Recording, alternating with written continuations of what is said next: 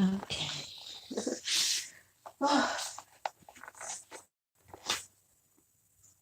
I went and gave my kids some phones. I was like, I feel like they're just driving my husband crazy because he just had a night shift. I was like, why didn't you just put them in their room? Where they got you to this point, sir. Anyways, like they have their little phone thingies. Anyways, here we are. We got this. Hopefully my internet is back. Okay. We're going to go on to our important part so that just in case we will have that.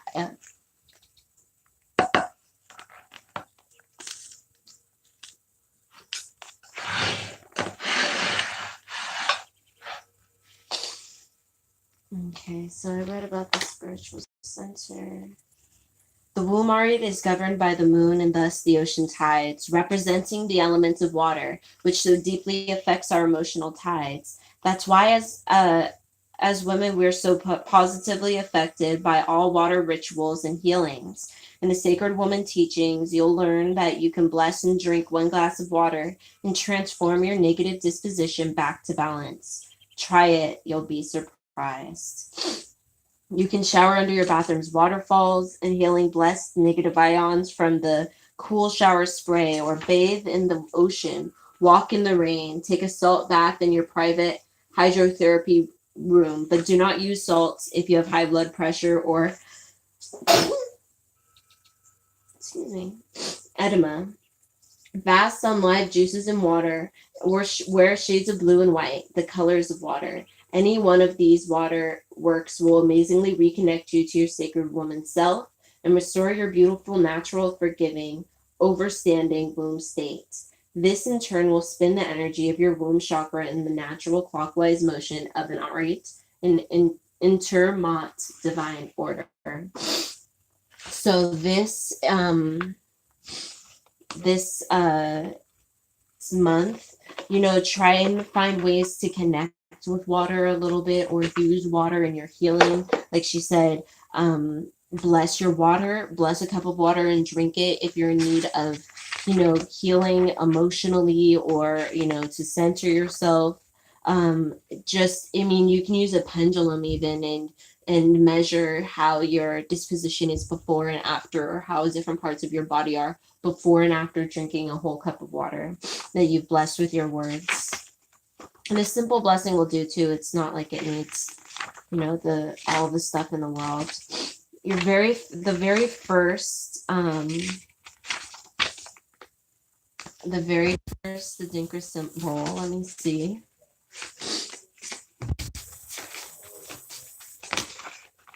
Where am I?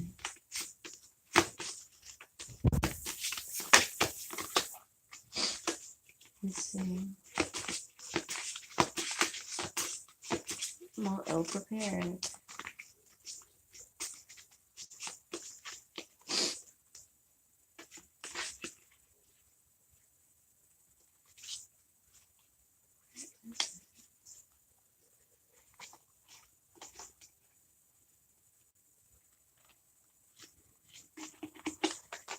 This is the Adinkra Ancestral Guidance Cards you can get at adinkraliving.com, and every Monday we'll discuss one of them. We're just going straight through the deck. The first one is Adinkra Hini, and Adinkra Hini is king of the Adinkra symbols, representing leadership and charisma. This symbol is reportedly the inspiration for the design of the other symbols. It's asking you to step into leadership positions within your life, relationships, and thoughts. Don't be afraid to step into your power. You cannot hide from the work or hard decisions that are needed to achieve success. You have the support of your ancestors, so go confidently. It means it's safe for you to be powerful. Assert yourself in ways that do not alienate, and go confidently. I think this deck is really good to have if you are trying to learn the symbols, but also if you are somebody who likes to have draw sigils and use them in your daily life. Using the Adinkra symbols and knowing them can be very powerful. Drawing them on yourself, drawing them, on different things like throughout your house for different purposes. All of these can be really useful use of the Adinkra symbols. We also are going to discuss we have the 42 Laws of Maat. The 42 Laws of Maat. Yeah. Oh, yes, yes. Yo, this deck is so real. I don't even use other decks pretty much anymore. This is the deck that I use pretty much exclusively for everything, unless it's like serious. Then I might bust out, my Manzels. I also have Dust to Onyx, which is like an experience. I say everybody should get Dust to Onyx, but if you're looking for a deck that just talks to you straight up, you want just to have a kind of almost like a conversation with the ancestors, I think this deck is amazing to have. I pretty much exclusively use it for womb readings now. Yeah, so our next discussion is on the 42 Laws of Maat. We are also going to go through those and talk about it every time. The first one is I will not do wrong. Now, when you think about the 42 laws, always address them from a very moral perspective. Morals is like, this is what I stand up for. This is what I do. Morals are for the times when it's hard, not for when it's easy, right? It's so easy to follow your morals when everyone's following the morals or when everybody's doing the right thing. But it's hard to follow those rules you've put in place for yourself on a moralistic standpoint when no one's following those rules, when people are pressuring you perhaps not to, or mocking you because you do, or you're being severely pressured to let them go. So not doing wrong, I think, is a way to kind of introduce that idea of morals versus what is just what is the law in general, because morals is could be the law, but it also could not be the law. It could just be you doing the right fucking thing. So making that choice and making that distinction, I think, is a good introduction to the 42 Laws of Maat. And because her principles are like truth, justice, balance, a lot of really noble characteristics. So when you think about I will not do wrong, and moving forward as we try and commit to this moral code, this is the first moral code of humanity, then we really think of ways to commit to it, and find ways to build off of the other ones as well as we apply them to our lives. So I will not do wrong is our commitment and our thought process for the next week. That is one of the 42 laws of Maat, the first one. Now we open to page 24. We go back in time to page 24, where Queen is talking about creating our sacred altar.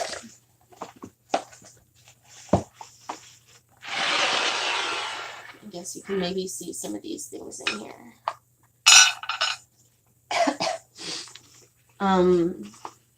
She writes, your altar should be in a place that's undisturbed by the public.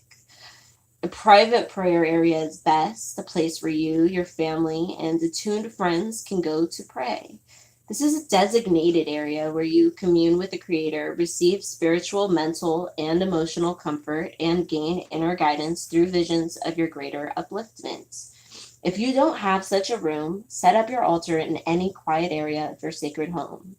One day, not too long from now, you will look about your entire home and realize with joy that every room is like an altar, empowered with your sacred touch and loving energy from the indwelling sacred spirit. In your chosen meditation area, place the table for your altar. So you can do this, but this is basically what we're doing with the altar. I remember when I first got this book in my home. I was like 19 or 20, and I was like sitting in my room, like living like like I guess like a bachelor, you know, like little kids. Like me and my husband moved in together when we were straight up little kids, like fresh out of high school, 18 years old, lived together in a garage first thing off the bat. And like so it's like what we would like get undressed and there would just be things everywhere. Like you couldn't even like walk. Like like so like when she was like writing this, she said like get a table. I remember thinking like put a table where? Put do what get a table. Like I didn't even have a dresser at the time. Like I'm sure a lot of people, you know, they maybe they have like parents who help them move out and stuff. Like we didn't have none of that. So it was like a free for all. Like this idea, like would try to clean up, and I would be like, man, I had nowhere to put none of this. It was just like madness. It was mayhem. So I was thinking like, what would have been a better idea for me would have been if I had known about Mojo bags, I could have made, you know, a Mojo bag because the thing is when you start making these sacred spaces, it just starts to emanate, right? It starts to just grow off of it. So if you can make a table and you can do that, that's really great. Start with your note, you know, your ancestor altar. I have here 3 little cups of water with 3 little what's it tea light candles lit for you know this very simple altar. The water is for you know a portal to the ancestors. 9 is the number of the ancestors. I have a face jug, a traditional hoodoo face jug that I made myself that I keep on the altar. That's reminiscent of like my ancestors. I have you know some of the things we're going to be using today in my bag, and then I have like a little mirror. I like to use the mirror not only because it's a portal, but because you know our religion is the ancestors. You know, it is the bloodline, and you know your face, your skin, your very self is the ancestral bloodline. It is the DNA, you know. So looking at the face, I feel like is such a powerful representation of that. You know, I have some pendulums and stuff. So make this little sacred space. And when you make this space, you'll start to see that, you know, then you're like, oh, like the rest of the room kind of needs to look a little better, right? And so then you'll start to kind of improve that room. And then you'll start to, like she said, it will start to kind of infectiously spread until one day you look around and you realize that you've applied your sacred touch to almost everything, that everything does have a place, that things that don't have a place, you've found ways to get rid of them or found ways to find a place for them, find some kind of storage, find a way to make your home pleasing to the eye so that the entire thing is a sacred environment. So we're going to go on to page 26. We turn the page. So she says, remember to purify your sacred objects before positioning them on your altar. Handle each with consciousness and emanate the highest possible vibrations and intentions from your mind, body, and spirit. You can wash them in purified water. I already purified a lot of my things, and I forgot to mention these things, but what I was going to do is just have us charge it with our hands, and also smoke cleanse if that's what you want to do. So I have my cinnamon stick. Right, we can keep this simple. You know, if you have like some salt water, you can do a small saltwater bath with these objects and dry them off real quick. Handling each, we're going to be handling each one on in, and yeah, here we go. Let me get this. And so again, you know, we don't have to get super fancy and be doing like, I mean, you can if you like to talk over your items a little longer, you can do that.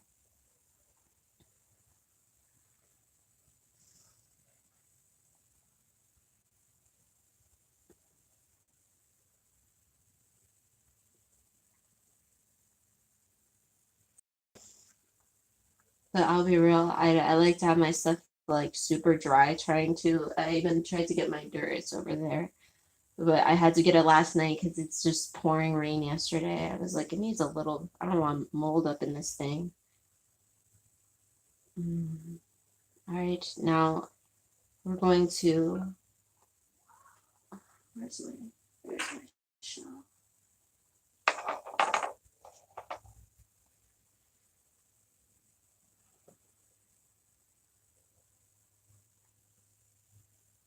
I charge and consecrate these items in the name of my ancestors.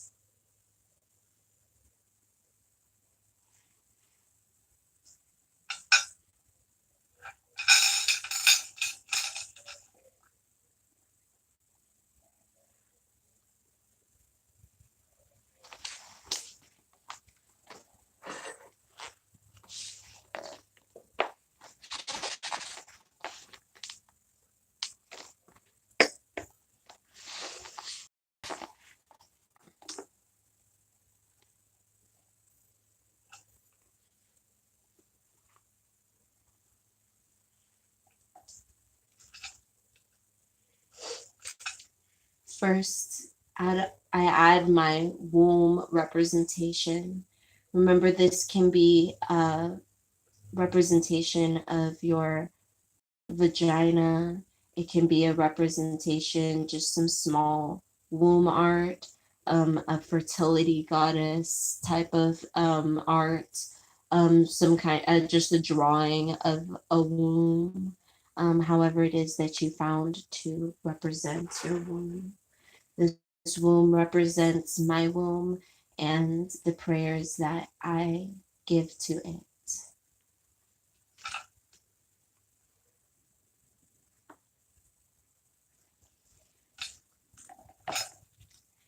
Next, I add bay leaves to add enhancement to my psychic abilities, as well as a ability to connect and be more in tune with my own womb. You can burn the bay leaves if you want to into your dirt, or you can place them in whole, as I've done. Next, I include a feather for Maat, my balance, my moral code, my inner code to remain sacred and to remain a person who does not do wrong in my daily life.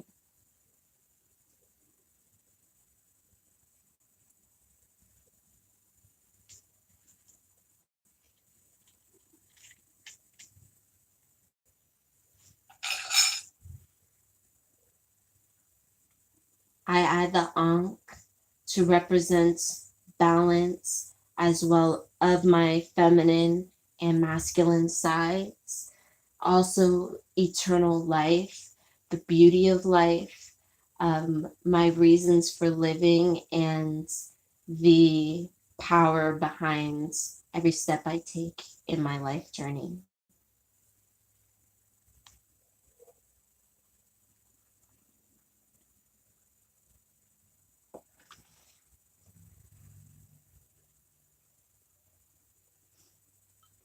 My flowers and plants represent Ashe.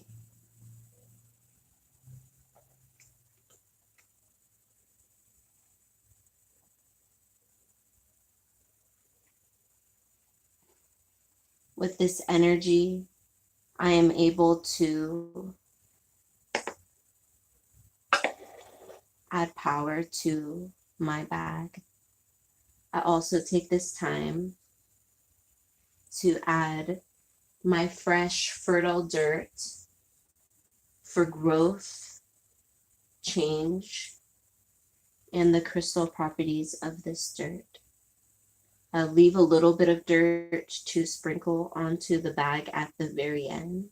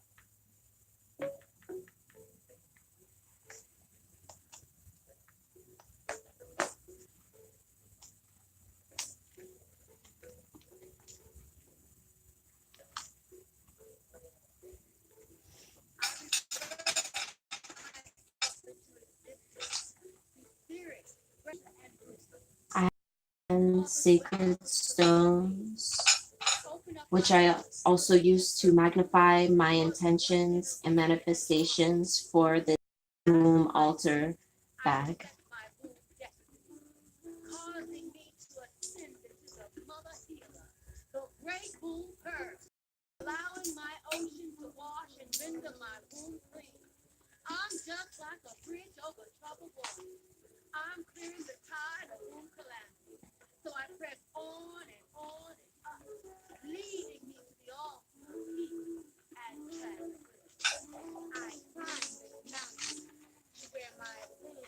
To represent my ancestors, I have this little charm, a little Agoon charm. But if you have a picture of your ancestors, that is also okay.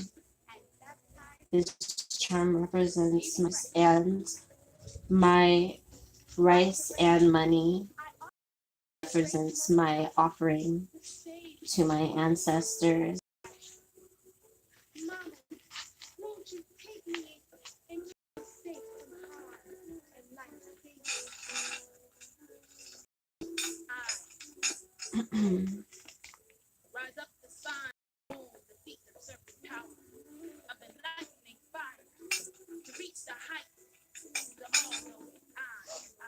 I also include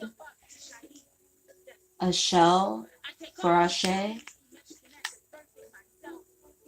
and some personal items for my own bag. I have a butterfly for femininity, a placenta pill from when I had my twins, a small fertility goddess, and a third eye.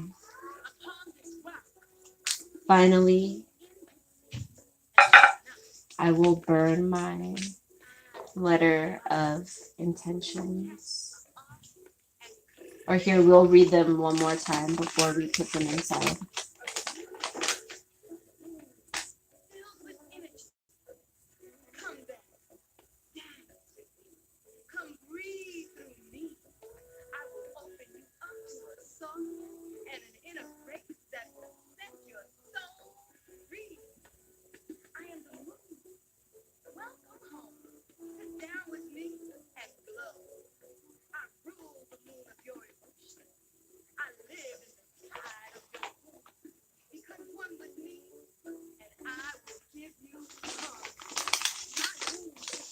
When you're ready, go ahead and burn your letter.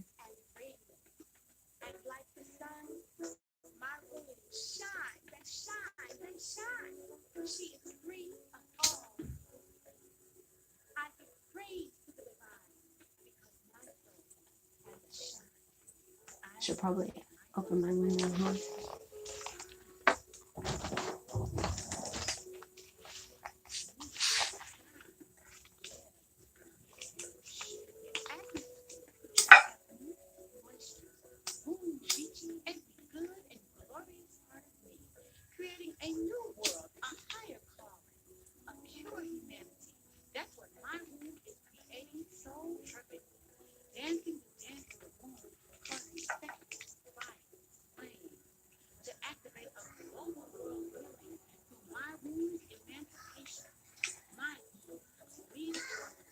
Allow the fire burning to consume all of your fears and doubts about these manifestations not coming true.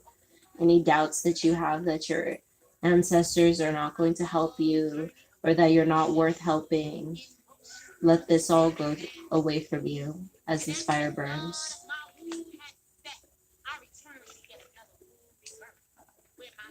Hope it doesn't sell for a while. I don't even think I have it running here. It's funny.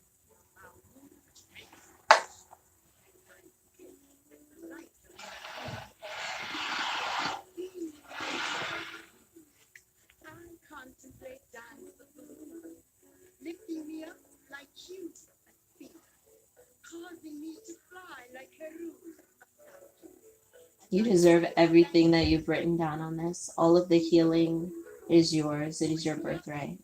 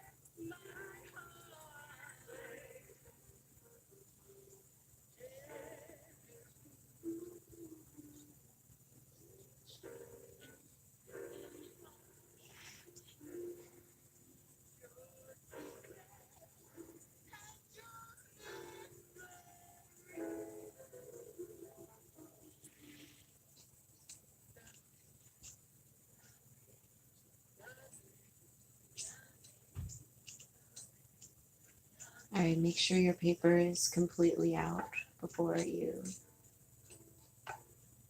add it to anything.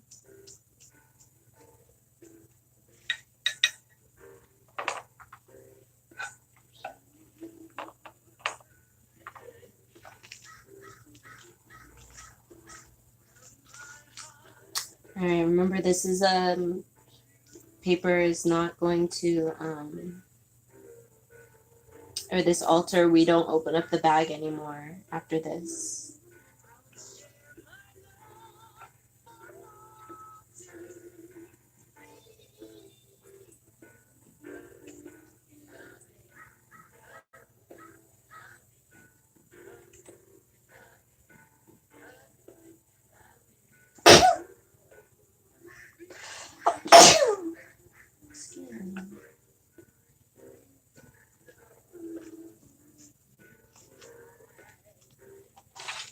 All right, when you're finished, go ahead and tie it close.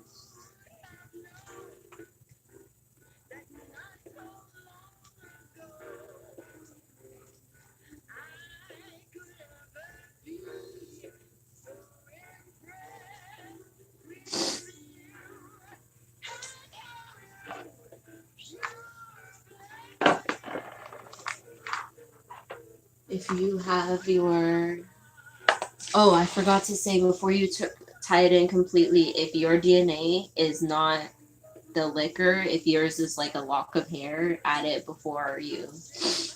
Hopefully you've already added it, that was your DNA sample. But if you did not add any of your DNA to this yet, that is what we do now. And we're going to also pray. This part is a little bit messy, so hopefully you have a rag or something around to help you out afterwards. This is the final part. Here I have a little Patron. So we're not drinking it. You're going to take it, swish it in your mouth, and then spit onto your bag. Yes, it will get a little wet, but we'll let it dry out. Okay, this is a way to put or you can just spit if you're somebody who can get all that out. Like me, my mouth is always dry. I cannot. So we're gonna take our bag, take your liquor.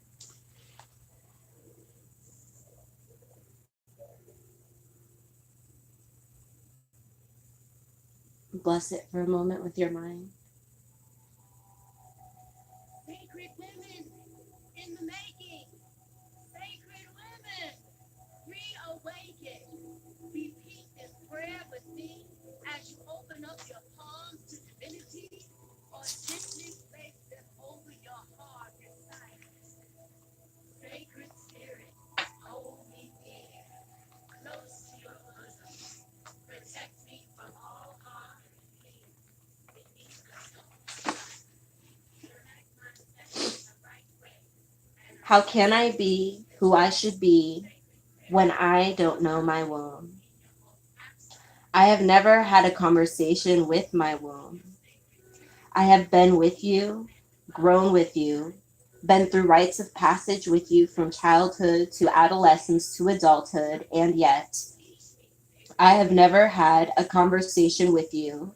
You have been a victim, a consequence to an action, a symptom of the disease, an effect of my action.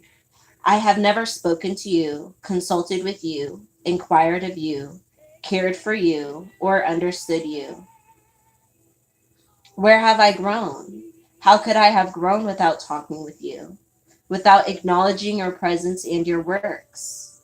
I've put you through dozens of men, alien spirits, beings, entities of all dimensions, from all places and stations. I have created and destroyed babies through you. I have fed you all kinds of poisons, thereby creating diseases, fibroids, tumors, cysts, and the like.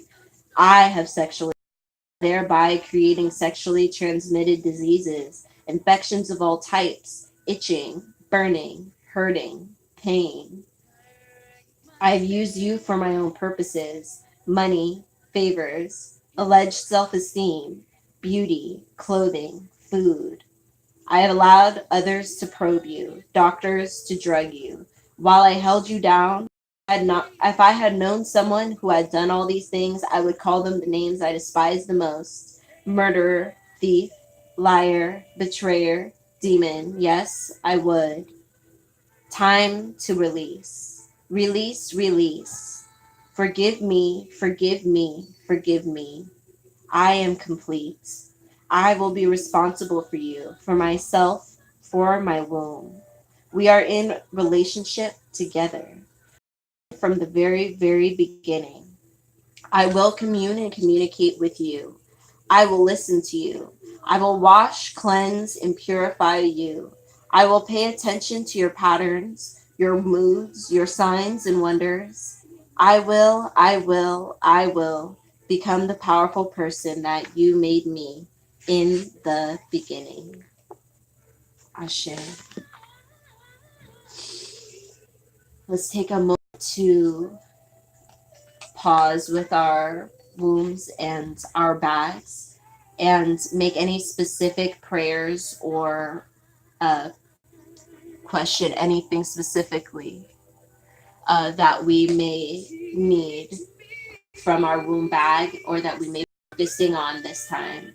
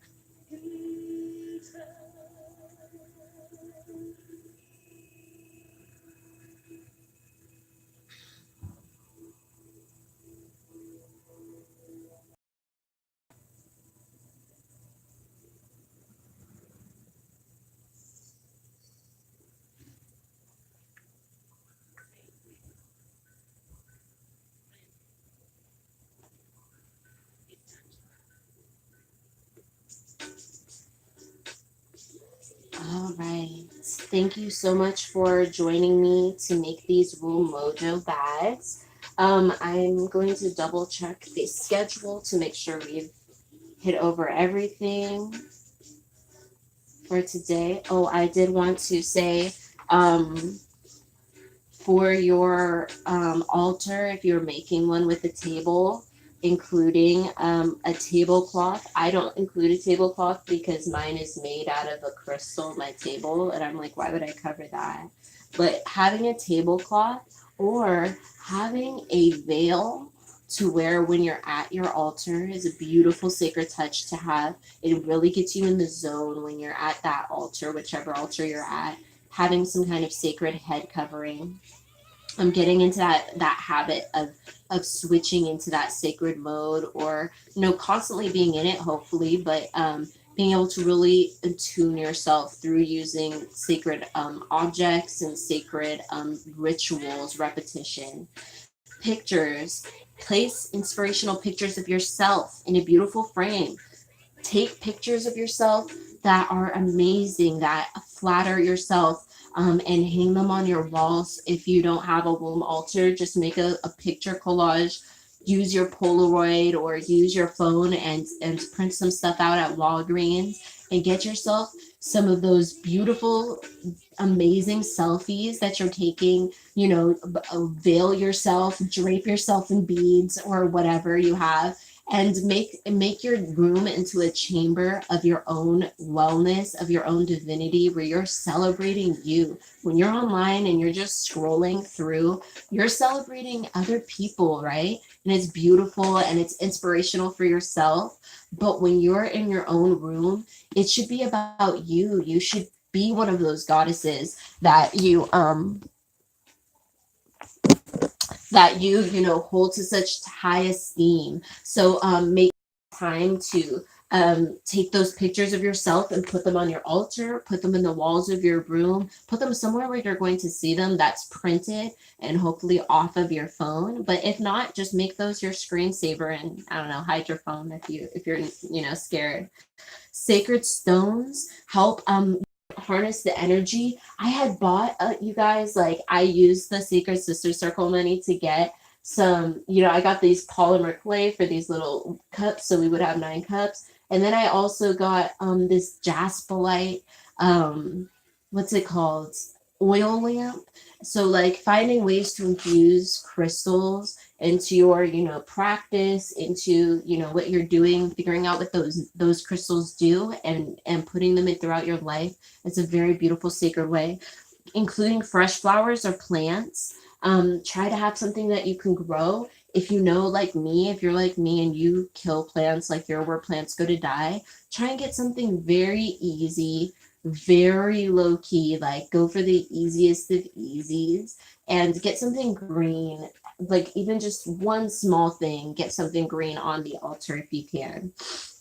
Candles or your oil lamp can both be used. A baptism bowl, a couple of sprinkles of a perfume and some water. When you sit down, sprinkle over your head or sprinkle around your space. This is a little baptism bowl, very simple but highly effective for adding a sacred touch and a sacred mood to what you're doing. We have the feather. Have a feather. I have 3 right there, just to hold to the mind, to meditate with, hold in your palms, use to sweep the smoke. There are many ways oh, that the feather will help you. We're almost done here. Ankh or other sacred symbol to represent eternal life, the unity of mind, body, and spirit. There are a couple different symbols that you can use, but the Ankh is a very simple one for that. Rinse and dry some sacred food as an offering to your ancestors. Your offering can consist of high quality dried grains. You can put some fresh fruit. Have a little bowl that you can consistently change out weekly or bi-week, or a couple times a week is what I meant by bi-weekly. I don't know, does bi-weekly mean every 2 weeks or twice a week? I don't know. I just used it.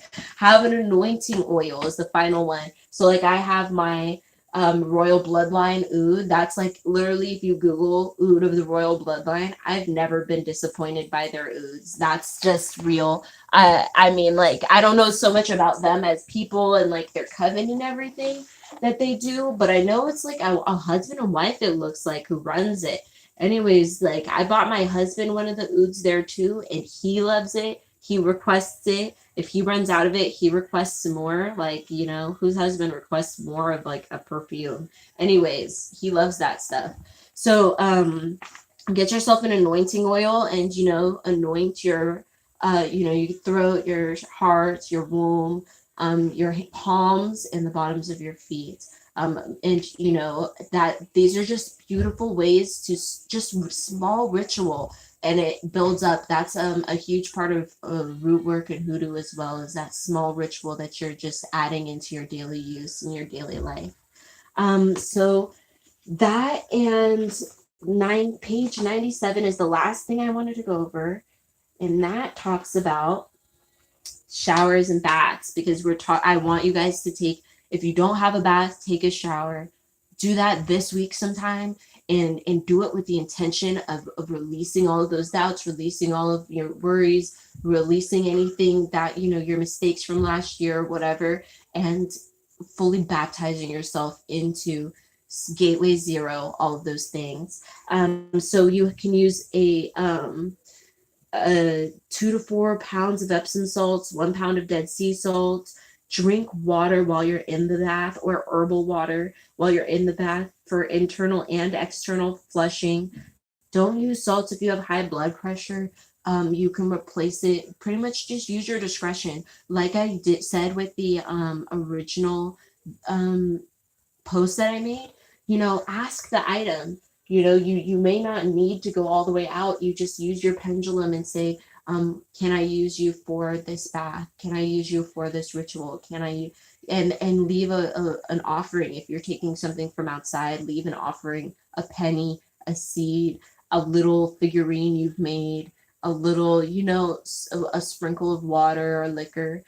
Leave something behind when you're taking, but make sure you're asking, will you be, you know, you don't just be like, well, basil is used for this. Ask that basil plant, will you be, can I use you for this? So that's the same thing with, you know, replacing different things like salts and stuff like that. Um, she also said adding ginger juice can help. And then also having an earth bath is another way to ground yourself. But you don't necessarily have to do that one to baptize yourself into this one. I think, you know, finding a way to make a beautiful sacred bath, a beautiful sacred ceremony for yourself, including water, that involves pouring water over your head, which you can do in a shower or a bath. Pour the water over your head with some herbs and stuff. It can be cold or warm. Just follow your intuition on what you think would impact you the most in your bath and in your sacred moments. And be sure to share any pictures. If you read something, highlight it and take a picture, or write the quote for us on the community tab in Patreon. Or one of the donors, one of the patrons. You can share on that community tab, talk with each other, encourage each other, be inspired by each other. Write what you would like, you know, share. That's kind of your space. So, you know, if you read something in sacred womb area, or something else that has nothing to do with Queen Afua, but you think it applies, definitely go ahead and share that in the community tab. And let's help build off of each other. As you know, I'm doing this stuff. So, I mean, if you have any ideas, or if you get some inspiration off of what I've talked about, definitely feel free to, you know, write up and talk with your sacred sisters about what you're going through, or what's been impactful to you, because guaranteed there's somebody else who is feeling that. In that section, I'm pretty sure you can make it public, or you can make it private. Only the sisters can see it. So it's up to you. I hope you enjoyed this Sacred Sister Circle. It was late today, and it went on a little longer than usual and had technical difficulties. Who would have thunk it? But if you liked it, please go to patreon.com/sacred sister circle. Please put your womb altar somewhere safe. Maybe you want to hang it around your neck for the next year. Maybe keep it in your purse if you're that person. Hang it on your wall somewhere you're going to see it, and you can make contact with it and access it easy every day. Or on your altar if you have that type of space. And make sure you're, you know, keeping it with you, and spending a little time with it every day. I'll post some prayers that you can do while holding it every day, and adding that sacred stuff. And I love just feeling it, you know, and feeling all the little items that I put in there, and the energy and my love that I put into the items that I put into there. So, anyways, yeah, may your ancestors and spirit guides be with you at every crossroads. I will see you all next Monday. And the Monday after that, we'll be doing some sweetening jars with self-confidence jars. So just start getting your stuff prepared for that. Not necessarily honey if you don't want it to take a long time, but some sugar and water, and we'll get some sweet syrup, simple syrup going, and make ourselves some sweetening jars in a couple weeks. So that's just a heads up. All right, you guys have a really blessed Monday, and don't forget to change your water. Bye bye.